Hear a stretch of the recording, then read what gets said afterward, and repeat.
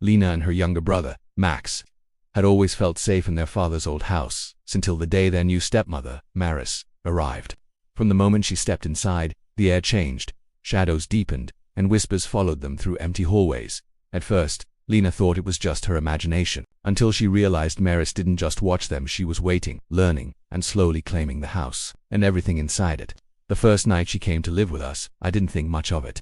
My father seemed happier than I had seen him in years, and I wanted to believe that maybe this woman could help fill the empty spaces left by my mother's death, but something about her made my skin crawl, a subtle unease I couldn't put into words. She was tall, impossibly graceful, moving through the house as if she already owned it, and the way she looked at me, her eyes lingering too long, like she could see every thought I had, made me want to disappear into the walls. I remember waking in the middle of the night, the air thick and suffocating. At first I thought I had heard footsteps in the hallway, soft and deliberate, stopping right outside my door. I held my breath, waiting, hoping it was my imagination. But then I saw her. She was standing at the foot of my bed, a shadow stretching unnaturally across the room. Her face was calm, almost sweet, but her eyes were dark, deep and empty, and they fixed on me like she was measuring my fear. I wanted to scream, but my voice failed me. I couldn't move. I could only stare, heart pounding, as she slowly raised her hand, not touching me, just hovering in the air, as if testing a boundary I didn't know existed. The next morning I told myself I had dreamed it. My father had gone out early and she was in the kitchen humming softly while pouring coffee. Her smile was warm, her touch polite, but I couldn't shake the memory of her watching me in the dark. I began noticing small things that felt off. My books weren't where I left them. A cup I had washed and placed on the counter reappeared on the table later, upside down. There was a faint scent of something floral and cloying that followed her wherever she went, heavy and sweet, and it made my stomach twist. It wasn't just the small disturbances. The house itself seemed different with her in it. Hallways felt longer, darker. Shadows pooled in corners, lingering even when I turned on the lights. Sometimes, I would see her standing at the top of the stairs, perfectly still, her head tilted slightly, watching me with that same unreadable expression. I never dared approach her. There was something in the way she moved that suggested she didn't just walk through the house, she claimed it.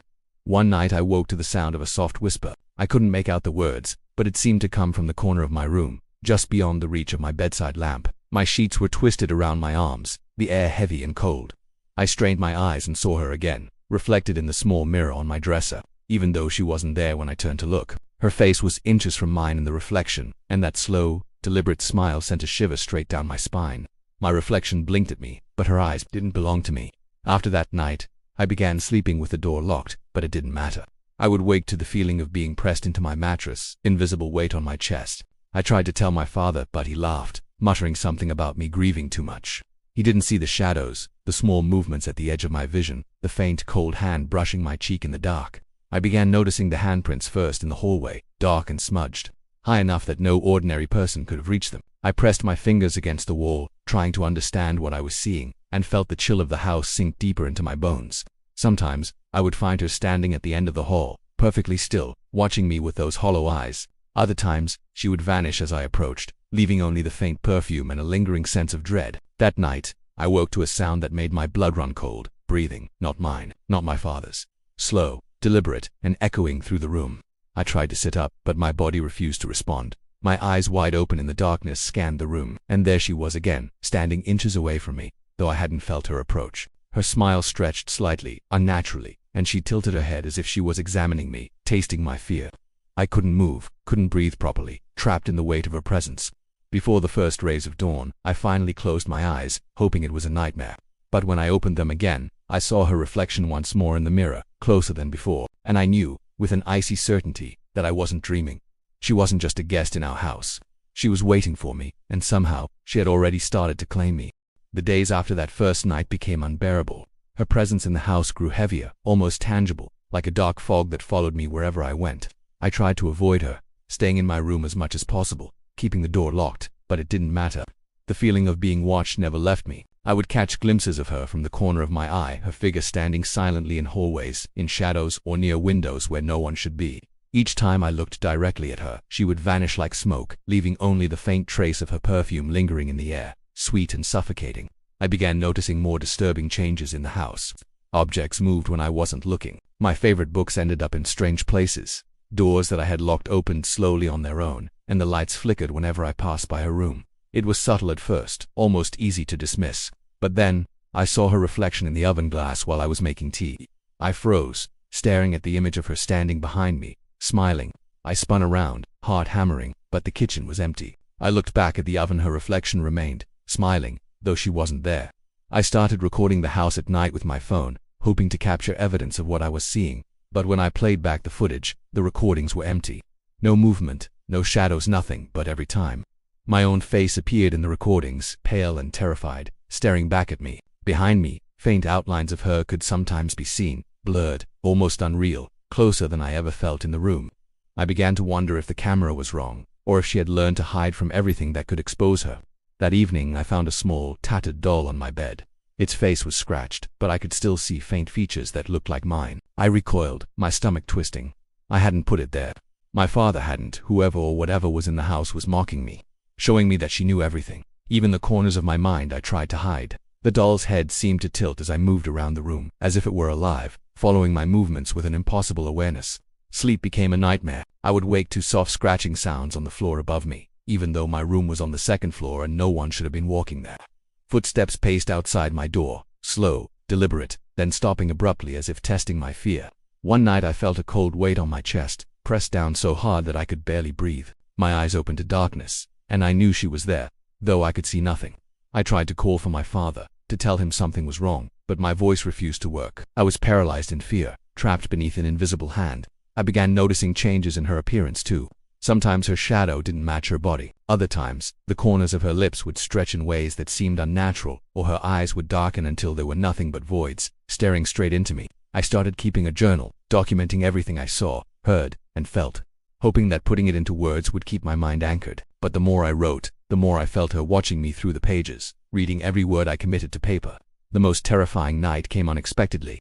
I woke to the sound of whispering, a soft, hissing sound, coming from the hallway outside my room. My door was locked, yet I could feel her presence growing closer with every breath I took. I peeked under the blanket and saw a shadow stretching across the floor, creeping toward me, moving faster than it should. I held my breath, heart hammering, but it stopped. I waited for what felt like hours, too afraid to look, too afraid to move. Then, from the corner of the room, I saw her standing reflected in the mirror. Her face was twisted slightly, almost in anticipation, and her eyes glowed faintly, an unnatural light that made my blood run cold. I scrambled to the door, unlocking it and running toward the stairs, but the house seemed to stretch endlessly before me. The hallway was longer than it should have been, the walls twisting, shadows pooling unnaturally at the edges. I glanced back, and there she was, standing perfectly still, her face calm and smiling, though her eyes were hollow and unfeeling. Every step I took, I felt her closer, as if she was not bound by the physical world at all. When I finally reached the living room, I froze. The air was thick, heavy, almost alive. There, crouched in the corner, was her. Or maybe not. The figure shimmered, edges blurred, almost smirk-like. She tilted her head, watching me with that same unreadable smile. And as I stared, I realized the last horrifying detail. Behind her eyes, I could see reflections of every night I had woken in terror, every shadow that had followed me, every whisper I had heard. They weren't just memories, they were warnings. And I was the next. The house no longer felt like a place I lived in. It felt like a trap, alive and aware, bending around her. Every corner seemed to move when I wasn't looking, walls stretching into hallways that shouldn't exist. The shadows she cast no longer matched her body. Sometimes they twisted and stretched independently, crawling along the floor like dark fingers reaching for me. I avoided mirrors, but sometimes they betrayed me, reflecting not what was in the room but what she wanted me to see. Her, standing inches away, tilting her head, smiling, her eyes impossibly deep and empty. I started to notice more about her, details that made my stomach churn. Her fingernails were unnaturally long, curved like claws, catching the light in ways that didn't seem human. Her movements were fluid, almost gliding, but she never seemed to touch the floor in a way that made a sound. Even her voice, when I thought I heard it in passing, was faint, distorted, like it came from far away yet inside my head at the same time. I couldn't escape it. No matter where I went in the house, her presence was there, heavier than the air, pressing against me. I tried recording the nights again, hoping to catch proof of her existence. I set up my phone in the living room and the hallway, staring at the screen from my room. Hours passed. Nothing appeared. The recording showed empty rooms, still air, no sign of movement. But when I paused, frame by frame, I noticed her standing in the corner, faintly translucent, eyes fixed on me. Each time I tried to rewind or enhance, the image disappeared. It was like she existed just beyond the reach of reality, always watching, always present, but never entirely there. One night, I awoke to the sound of soft humming, high-pitched and deliberate. My door was locked, yet the sound grew louder as if she were moving closer, weaving through the house unseen. I crept out of bed, my feet cold on the floor, drawn to the sound. The living room was empty, the shadows stretched into unnatural shapes. And then I saw her, crouched in the corner, tilting her head, watching me, humming a lullaby I had never heard but instinctively feared. Her eyes seemed to glow faintly, not reflecting light, but emitting it, as if they were small voids in which I might disappear. I ran back to my room, locking the door and hiding under the blanket, but the terror followed. Scratches echoed across the ceiling above me, slow and deliberate, moving toward my bed. I dared a peek and froze. Shadows twisted against the walls, converging, creeping closer. And then I saw her standing on the ceiling, upside down, perfectly still, her face calm but her eyes hollow, unfeeling, and fixed on me. The tilt of her head made it impossible to read her expression, yet the very sight of her filled me with a panic I couldn't describe. Sleep became impossible. I wandered the house in a daze, avoiding her gaze, avoiding the mirrors. Even when I stayed in my room, I felt her there, sometimes pressing against the window, sometimes reflected in the silverware on the counter. I began to suspect she wasn't merely watching me, she was testing me, learning me, feeling out every fear, every weakness. I could hear her breathing sometimes, soft, deliberate, from corners where she couldn't possibly be, following me with a patience I couldn't understand. The worst came when I discovered the journal. I had been keeping my own notes of the strange occurrences, detailing the shadows, the reflections, the whispers, but one evening I opened it to find new entries written in a delicate, looping hand I did not recognize. The words were chilling. I see you. I know your fear. You cannot hide. I slammed the journal shut, my hands trembling.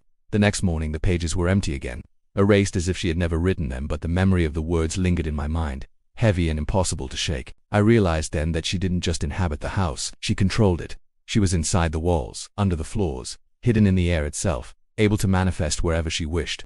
I felt it in every gust of cold wind that snuck through a closed window, every flicker of light, every subtle shift in the shadows. My own reflection, once familiar, now mocked me, showing me fear I couldn't hide. And somewhere in the corners of the house, her form waited, watching, patient, calculating. The final moment that night came without warning.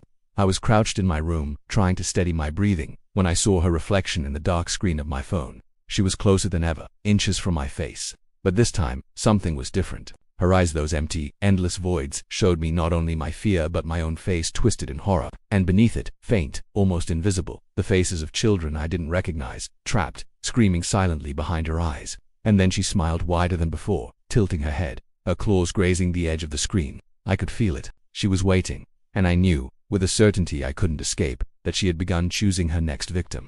The house no longer felt like a home. It was a trap, and I was the prey. Every step I took was met with subtle resistance, as if the walls themselves were shifting to keep me inside.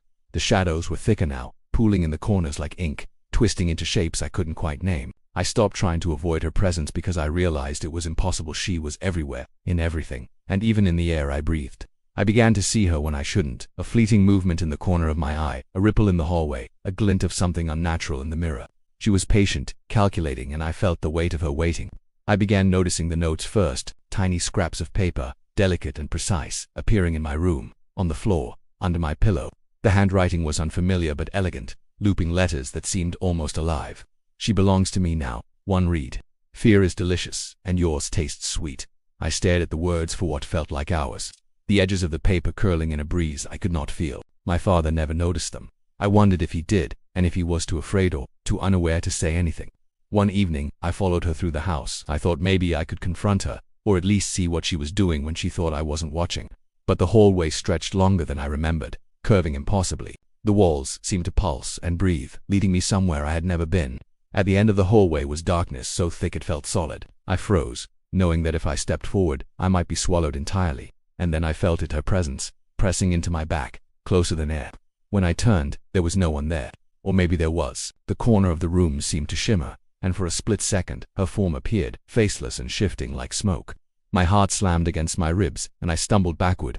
I realized then that she was not bound by the house in the way I was. She moved through it, through reality itself, bending it to her will. I could hear her breathing in places she couldn't possibly be, in the walls, under the floors, in the ceiling above me. The worst moment came when I found my father. I had expected to find him asleep, safe, oblivious. Instead, the bedroom was empty, except for the bed, where dark stains marred the sheets. The closet door was slightly ajar. I crept toward it, every instinct screaming at me to run, to hide, but curiosity or perhaps terror itself drove me closer. Inside, there were dozens of dolls. Each one was small, twisted, grotesque, yet unmistakably human in shape. I noticed the faces first, my face. and then, behind them, faint shadows of other faces, distorted and silent, screaming without sound. I stepped back, nearly tripping over the carpet, and the air shifted. There she was, at the back of the closet, standing taller than the space should allow. Her body shimmered, edges blurred, her face a shifting mask of every woman who had ever lived in the house. All of them were screaming silently behind her eyes that now seemed infinite voids. I wanted to run, to scream, but my legs refused to move. She tilted her head, her smile widening unnaturally, and I realized that all the fear, all the terror she had been collecting from me was nothing compared to what she had already taken from others.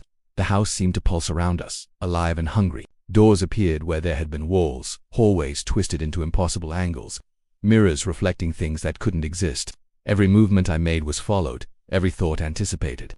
And then I noticed the hands, dozens of them, stretching out from the walls, from the ceiling, from the floor, all reaching toward me, claws scraping at the edges of reality itself. She stepped forward, gliding over them, untouched, her eyes fixed on me, hollow and infinite. I crouched, trembling, hoping she wouldn't see me, but she did. Even in my corner, hiding, she knew exactly where I was.